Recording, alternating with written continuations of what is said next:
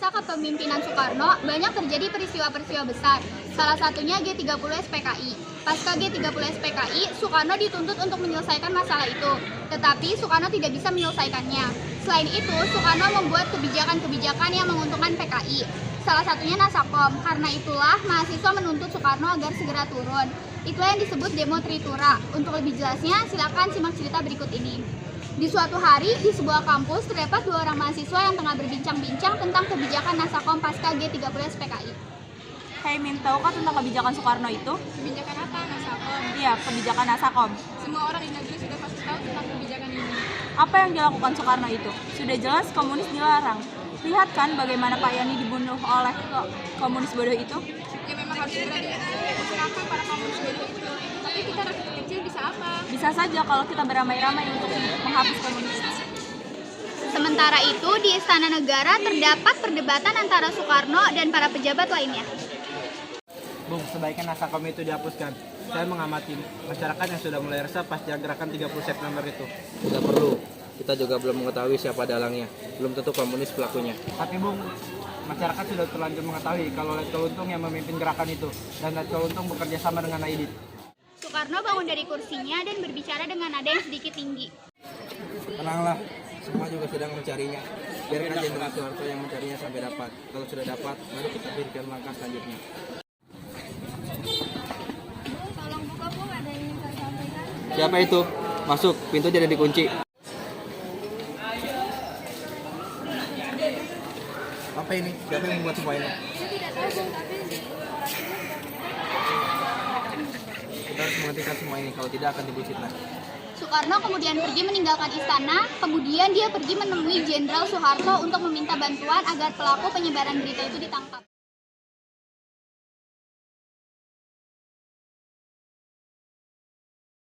Harto, saya tahu kamu lagi sibuk untuk mencari tanpa jahit. Tapi ini semua demi masa depan bangsa kita. Karena adanya berita bohong yang mungkin akan memecah belah negara kita. Saya mengerti maksud Anda, Pak. Sebenarnya saya akan memerintahkan ajudan saya untuk mencarinya. Soeharto kemudian memerintahkan ajudannya untuk mencari penyebar koran itu. Namun, pada keesokan paginya muncul siaran radio yang memberitakan kebijakan Soekarno yang kontroversial dan para pemuda yang mendengar radio itu sontak menjadi geram terhadap Soekarno.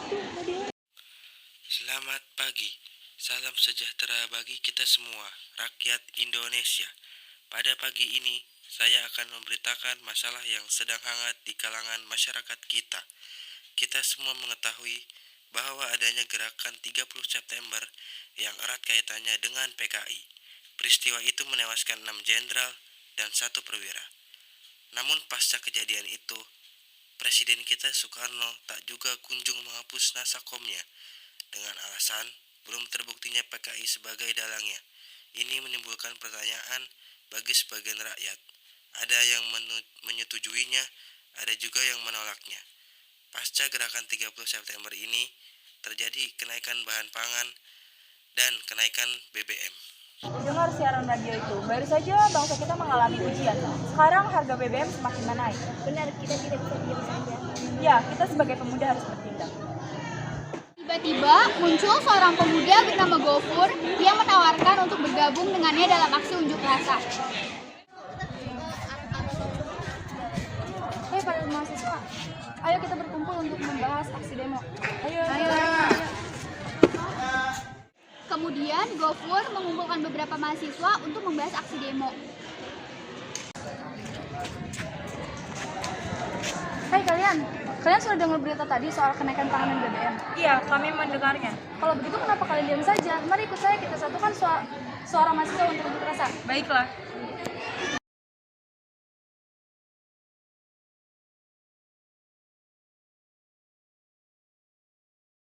Kita semua berkumpul hari ini di sini untuk membahas kebijakan Presiden Soekarno dan kita akan melakukan demonstrasi. Benar, kita sebagai seorang pemuda sudah seharusnya kita turun ke jalan untuk mengatasi masalah ini. Tidak, kebijakan Presiden Soekarno membuat harga pangan dan BBM naik. Pasti masyarakat lain juga terkena dampak. Kita bisa mengajak para buruh untuk bergabung dengan kita. Benar, saya dan Abdul adalah anggota kami yang sudah seharusnya kita menentang komunis. Setelah mereka berdiskusi, kemudian mereka membuat kesepakatan yang disebut Tritura atau disebut Tri Tuntutan Rakyat. Pada 10 Januari 1966, mereka mulai melakukan aksi demonstrasi. Pembacaan tuntutan dari aksi Tritura terjadi di halaman Fakultas Kedokteran UI. Sejumlah mahasiswa pada 10 Januari 1966 sudah berkumpul di halaman Fakultas Kedokteran UI. Kemudian sejumlah aparat diturunkan untuk menjaga kondisi di sana agar tidak terjadi kericuhan. Kami para mahasiswa dan buruh menuntut Tritura.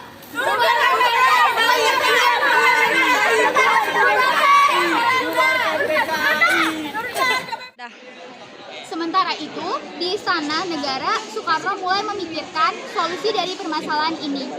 Bung, mereka sudah mulai berdemo. Apa yang akan kita lakukan? Mereka menuntut Tritura, Bung. Baik, kita sudah mengetahui apa mau mereka. Nanti akan saya pikirkan penyelesaiannya. Beritahu kepada mereka. Baiklah, Bung. Setelah 2 hari para mahasiswa itu berdemo, pada 12 Januari 1966, mereka berhenti untuk menunggu keputusan dari Presiden Soekarno. Kemudian pada tanggal 21 Februari 1966, Presiden Soekarno memutuskan merombak kabinet Dwi Korah. Namun, Soekarno mengundang para simpatisan PKI dan ini membuat mahasiswa menyulut kembali aksinya. Hari ini, tanggal 21 Februari tahun 1966, saya memutuskan untuk mengubah kabinet Dwi Korah menjadi kabinet 100 menteri. Adapun kebijakan dalam kabinet Dwi Korah akan diselesaikan di kabinet selanjutnya. Mahasiswa yang melihat siaran itu seketika terkejut melihat simpatisan PKI. Mereka kemudian berniat melakukan demonstrasi lagi dan memboikot pelantikan para menteri baru.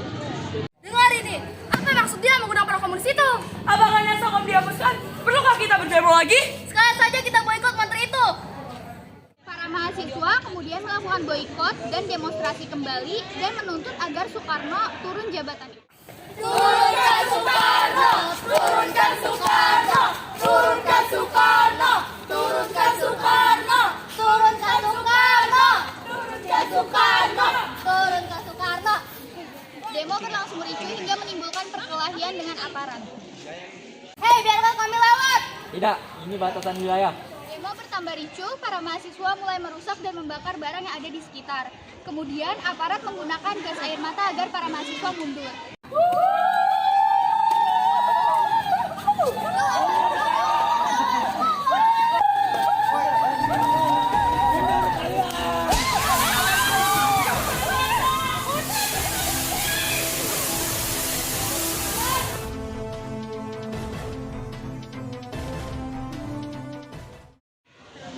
Namun, setelah gas air mata itu habis, mahasiswa pun kembali maju.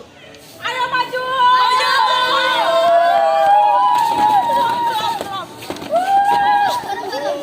Aparat yang mulai kehilangan kesabaran mulai menembakkan peringatan. Namun, sayangnya peluru menyasar ke para mahasiswa dan menewaskan Arif.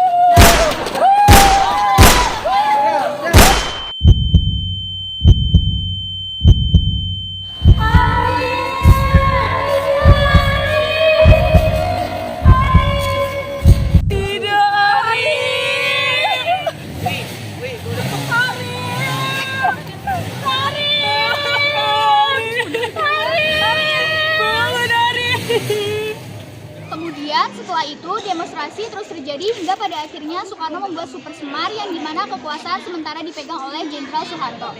Hingga pada akhirnya 12 Maret 1967 Soekarno berhenti sebagai presiden dan digantikan oleh Soeharto.